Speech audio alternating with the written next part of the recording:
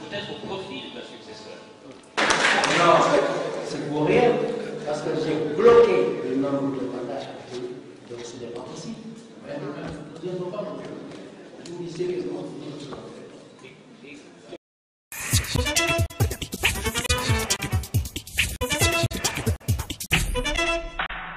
Vous avez aujourd'hui 84 ans.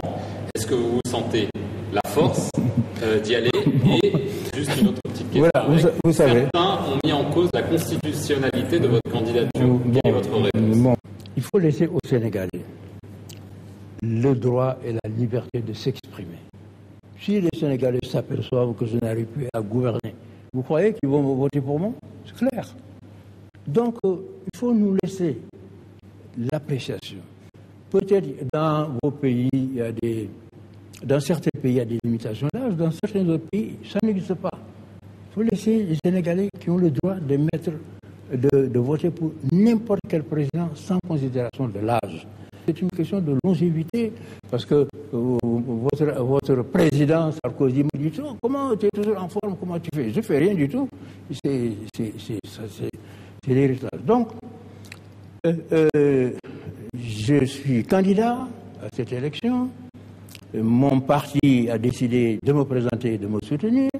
Des Sénégalais aussi ont décidé, mais comme je suis un démocrate, il faut laisser les Sénégalais décider, point final, c'est tout. Nous allons gagner, il va dégager.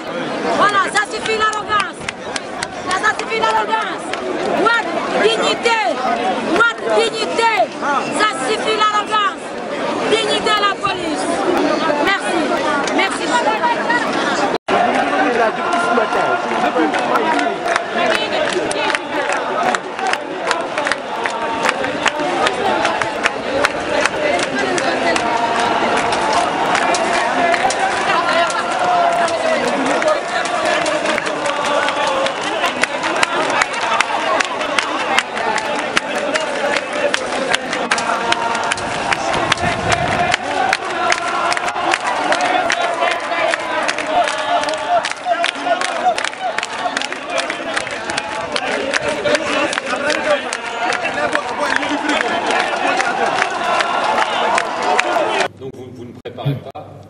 Non, absolument pas. Je ne le prépare pas à être le président de la République du Sénégal. Mais soyons bien d'accord, je ne l'empêcherai pas d'être candidat. Et si je devais le présenter, je vous assure que moralement, je sortirai d'ici d'abord.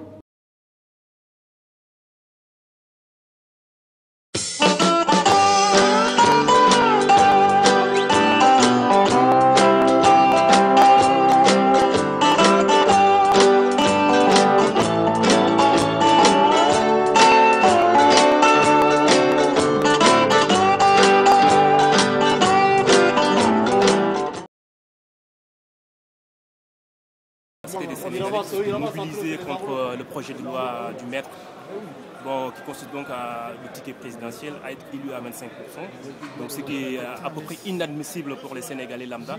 Donc là, on n'est pas du tout des politiques, on est de la société civile, mais là, on défend une... Voilà. Non, donc, français d'abord. Là, on défend une cause noble, en fait. Donc, on a passé hier la garde à vue au 6e, et on vient juste d'être libéré, en fait.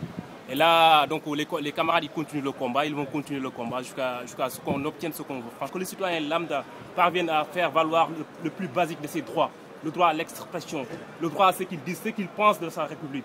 Non pas une minorité de 30 personnes qui dirigent et qui gouvernent une République et qui mènent tout et qui font tout ce qu'ils veulent. Nous, les Sénégalais, ce qu'on veut, c'est que le peuple Abdoulaye Wade retire sa loi du circuit législatif 25 pour qu'il dégage en plus. On n'a plus besoin d'Abdoulaye Wade, on n'a pas besoin de son fils. On n'a pas besoin de ça en Afrique. Il n'y a pas une dévolution. Il n'y aura pas une dévolution monarchique en Afrique. Je vous écoute. Oui, bonjour. Moi, je suis citoyen sénégalais et africain. Et je l'affirme haut et fort. Je ne peux pas comprendre quelqu'un qui a résisté pendant 30 ans, étant opposant, reconnu en Afrique, et qui ose maintenant mettre sous ses pieds la démocratie en Afrique, et qui est en train de montrer une mauvaise image à toute l'Afrique, au monde entier. On l'a vu à plusieurs reprises, récemment en Libye, faire, je ne sais pas, une reconnaissance envers certaines choses, une rébellion et que tout le monde, entre guillemets, est en train de prendre un recul par rapport à ces faits. Je ne peux pas comprendre quelqu'un qui a écrit un destin pour l'Afrique, qui a récemment construit un monument en disant Renaissance africaine. Et aujourd'hui, à 8 mois des élections, ose détruire notre constitution. Et je le dénonce haut et fort. On ne peut plus se laisser faire certaines choses aux yeux du monde entier, où toutes les vitrines sont là, que ce soit les Chinois ou ailleurs.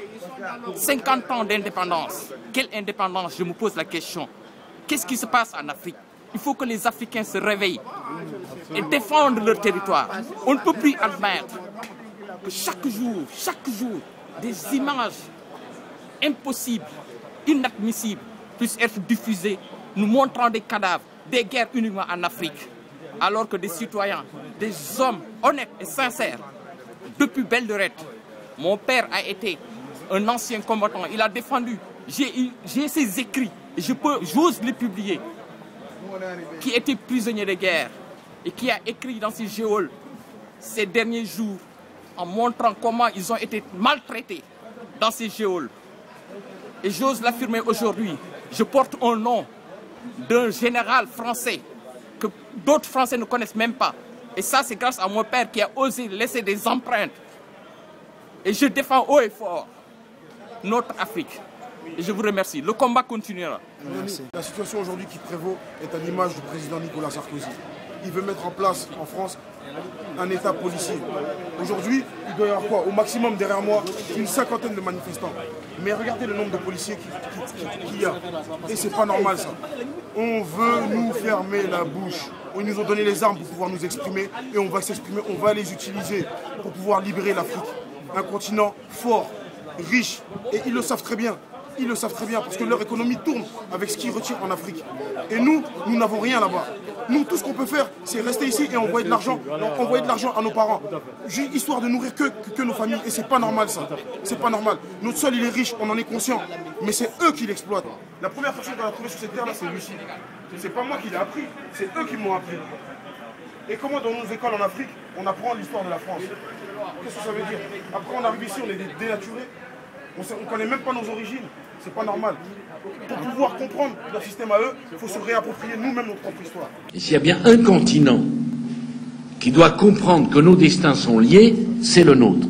Et s'il y a bien une responsabilité pour la France, c'est de faire comprendre aux Européens que les jeunes Africains ont le droit au développement, à la croissance, à la formation et à l'emploi. Mais pour aider leur pays, pas pour quitter leur pays. Le concept d'immigration choisie ne passe pas.